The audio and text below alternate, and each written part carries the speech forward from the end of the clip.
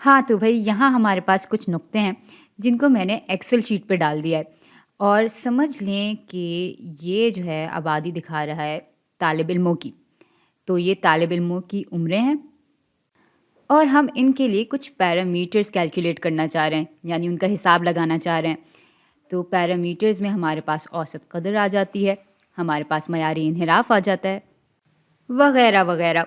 लेकिन इस वीडियो में जो हम देखना चाहते हैं वो ये है कि पैरामीटर्स किस तरह से तब्दील होते हैं जब हम नुक्तों को आगे पीछे करते हैं। तो चलें, यहाँ पे हमारे पास आ गई औसत कदर, फिर आ गया मयारी इन्हिराफ यानी स्टैंडर्ड डिविएशन, और साथ में हम मीडियन भी मालूम कर लेंगे और इंटर क्वार्टाइल रेंज भी मालूम कर लेंगे, जिसको मैं IQR से दिखाऊंगी। चलें फिर औसत कदर मालूम करने से शुरू करते हैं, यानी मीन मालूम करने से शुरू करते हैं। इसके लिए जो फंक्शन इस्तेमाल होता है वो होता है एवरेज। तो एवरेज हम इन सब नुक्तों के लिए मालूम कर लेंगे और ये आ जाता है हमारे पास 6.1666666 के बराबर। चलें अब मयारी इन्हिराफ मालूम करते हैं इसका। अच्छा, अब ज़रा देखते हैं कि हर नुक्ते में अगर हम 5 जमा कर दें तो फिर क्या होता है। तो इन सारे नुक्तों में अब हम 5 जमा कर रहे हैं, 7 अब बराबर हो गया 12 के, और इसी तरह से ये सारे नुक्ते अब यहाँ पर आ गए हैं और इनका अब हम मीन ले लेते हैं। तो भाई इन नुक्तों की नई इक़दार के लिए हमारे पास औसत कदर बराबर आया है 11.1666667 के। आप देख सकते हैं कि ये जो औसत कदर आई है हमारे पास, वो पिछली औसत कदर में 5 जमा कर कर आई है।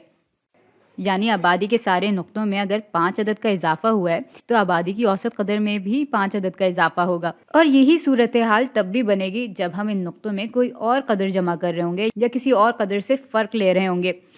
और ये बात समझ में भी आती है।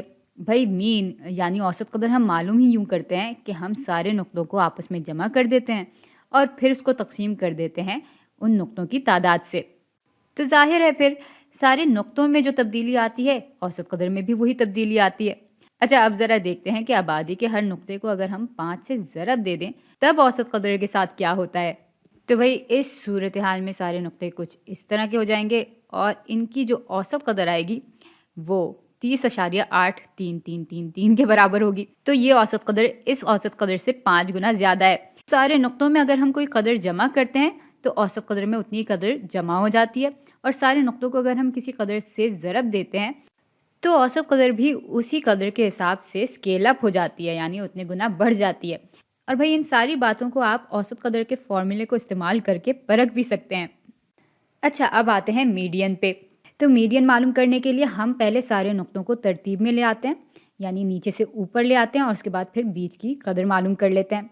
लेकिन कंप्यूटर के ज़रिए ये काम बहुत जल्दी हो जाता है। तो यहाँ पे हमारे पास मीडियन 5.5 के बराबर आ गया। अब बताएं कि इस सूरत हाल में क्या होगा मीडियन।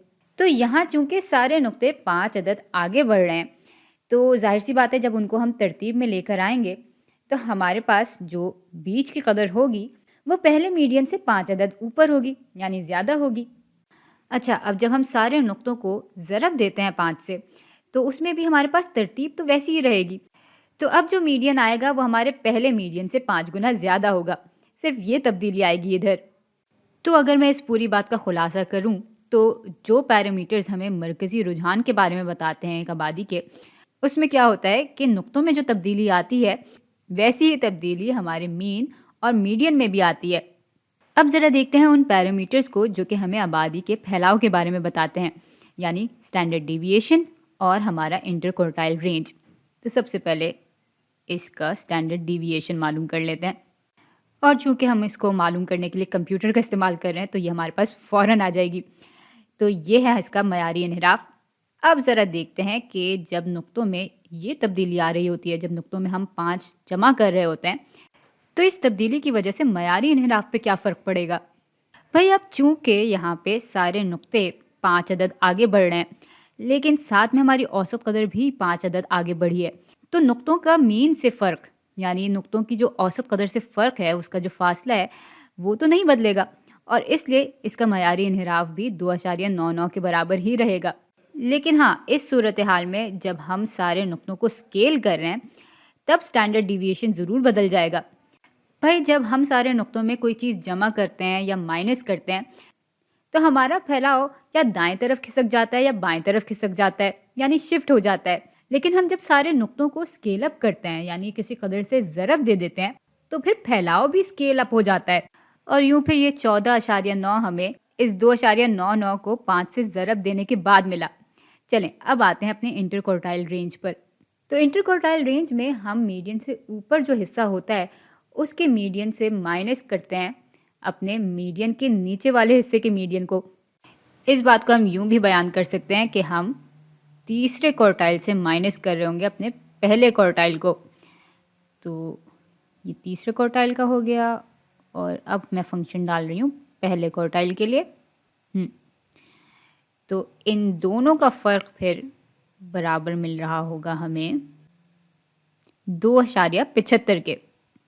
اچھا اب ذرا دیکھتے ہیں کہ جب یہ پورا پھیلاؤ 5 قدم آگے بڑھتا ہے یعنی 5 قدم کھسکتا ہے تب انٹر کوارٹائل رینج کس کے برابر ہوگی؟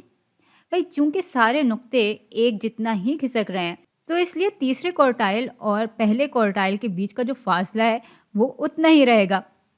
لیکن ہاں جب ہم نقطوں کو کسی تناسب سے بڑھاتے ہیں یعنی اسکیل اپ کرتے ہیں تو ظاہر سی بات ہے کہ تیسرے کوارٹائل اور پہلے کوارٹائل کے بیچ کا جو فاصلہ ہے وہ بھی اسی تناسب سے بڑھ جائے گا، اور اس لیے یہاں پر انٹر کوارٹائل رینج ہمیں 2.75 ضرب 5 کے برابر مل گئی ہے، یعنی 13.75 کے برابر مل گئی ہے۔ تو بھائی یہ فرق پڑتا ہے ان سارے پیرامیٹرز پہ، اگر ہم پھیلاؤ کو اسکیل اپ کریں یعنی کسی تناسب سے بڑھائیں یا گھٹائیں، یا ہم کسی قدر سے پھیلاؤ کو دائیں طرف کھسکائیں یا بائیں طرف کھسکائیں۔